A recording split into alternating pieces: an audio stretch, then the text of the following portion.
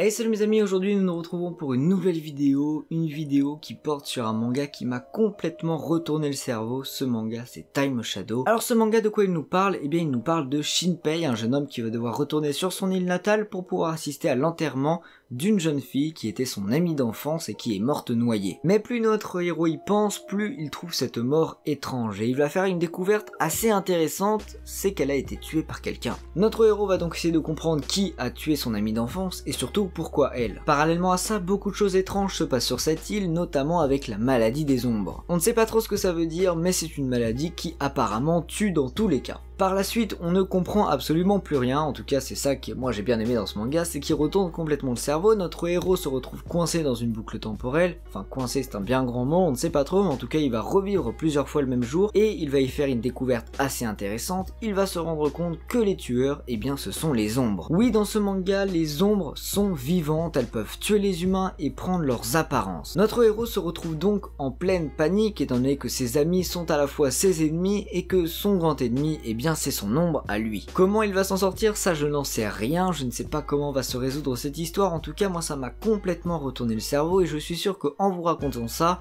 vous n'avez absolument rien compris. Mais attention, je dis pas ça pour dire que le manga est mauvais, loin de là, le manga est très bien, c'est juste que par moments c'est un petit peu dur à le suivre, tout simplement parce que la narration est un petit peu retournée dans tous les sens et c'est ce qui est perturbant, mais c'est aussi ce qui fait le charme de ce manga. Finalement on se retrouve un petit peu dans la peau du héros qui est complètement perdu, qui ne sait plus quoi faire, qui ne sait plus où aller, qui ne sait plus qui est qui.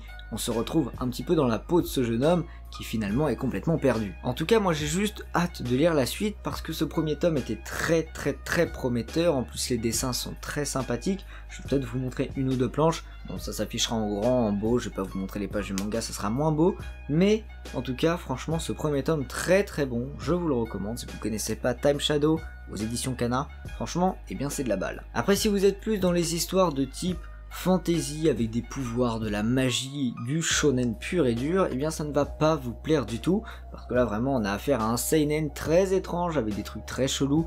On pourrait croire un peu que c'est du Stranger Things le truc. Bref, je sais pas quoi vous dire d'autre sur ce manga, en fait c'est assez compliqué de faire une vidéo dessus parce que en fait il est juste trop bizarre, c'est trop bizarre de faire un speech sur ce manga, donc franchement bah voilà, je vous le recommande, je sais pas comment vous en parler mieux, je sais pas comment vous en dire plus.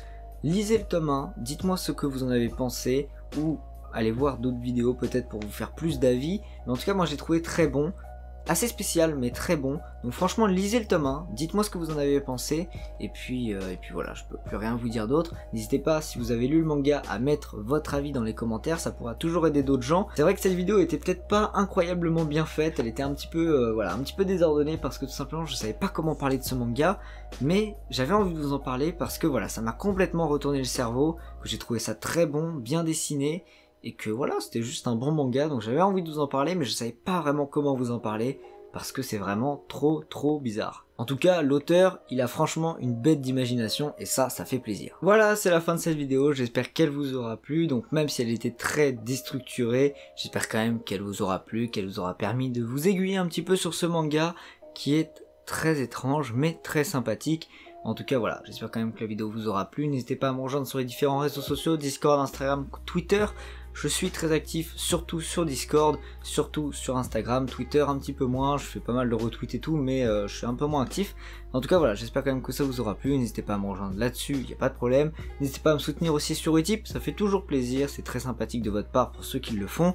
Et sur ce, moi je vous dis à la prochaine pour de nouvelles vidéos. Tchuss.